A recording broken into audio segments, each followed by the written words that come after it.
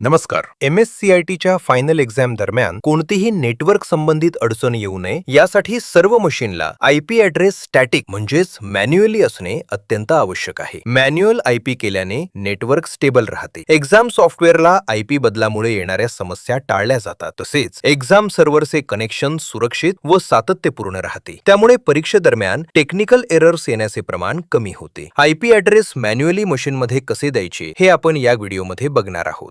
सर्वप्रथम खात्री करा की तुम्ही ॲडमिनिस्ट्रेटर याच युजरने लॉग इन केले आहात. विंडोज टास्कबारच्या नोटिफिकेशन एरियामधील नेटवर्क इंटरनेट आयकॉनवर क्लिक करा आणि ओपन नेटवर्क अँड इंटरनेट सेटिंग्समध्ये जा. डाव्या बाजूस असलेले इथरनेट पर्याय निवडा आणि उजव्या बाजूला असणाऱ्या चेंज ॲडॅप्टर ऑप्शन्सवर क्लिक करा.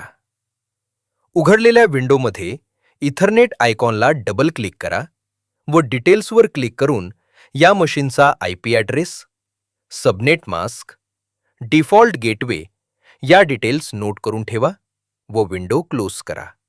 आता इथरनेट आयकॉनवर राईट क्लिक करून प्रॉपर्टीजमध्ये जा. Internet protocol version 4 TCP/IPv4 select करून प्रॉपर्टीजवर क्लिक करा. आता use the following IP address पर्याय निवडा आणि नोट डाऊन केलेले IP ॲड्रेस, सबनेट मास्क आणि डिफॉल्ट गेटवे हे मॅन्युअली एंटर करा.